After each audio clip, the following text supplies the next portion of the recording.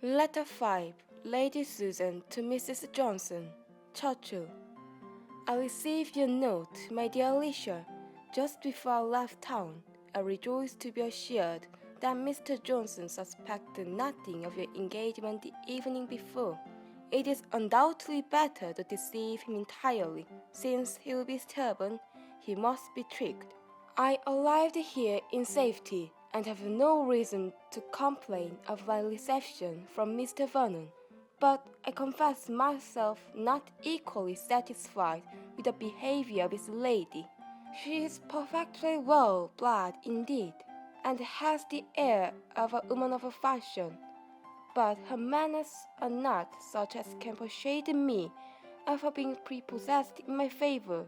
I wanted her to be delighted at seeing me. I was as amiable as possible on the occasion, but all in vain. She does not like me.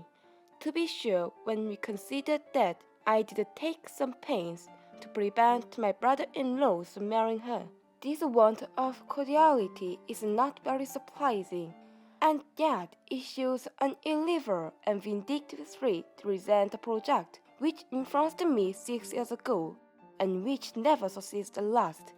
I sometimes have this pause to repent that I did not let Charles buy Vernon Castle when we were obliged to sell it, but it was a trying circumstance, especially as the sale took place exactly at the time of his marriage, and everybody ought to respect the delicacy of those feelings which could not endure that my husband's dignity should be lessened by his younger brothers having possession of the family estate. Could matters have been so arranged as to prevent the necessity of our leaving the castle? Could we have lived with Charles and kept him single? I should have been very far from persuading my husband to dispose of it elsewhere.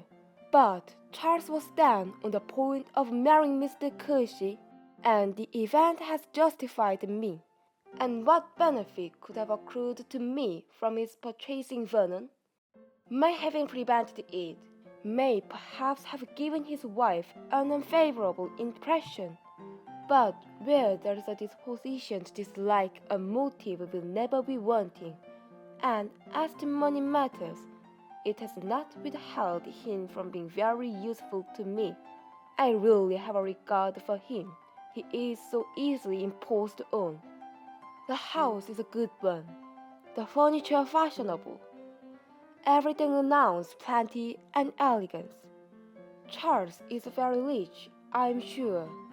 When a man has once got his name in a banking house, he rolls in money.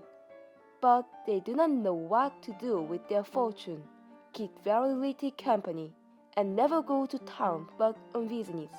We shall be as stupid as possible. I mean to win my sister-in-law's heart through her children. I know all their names already, and am going to attach myself with the greatest sensibility to one in particular, a young Frederick, whom I take on my lap, and sign over for his dear uncle's sake.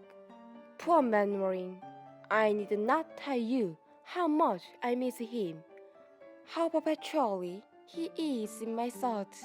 I found a dismal letter from him on my arrival here, full of complaint of his wife and sister, and lamentations on the cruelty of his fate. I passed off the letter as his wife's to the Vernons, and when I write to him, it must be under cover to you. Yours ever, Susan Vernon.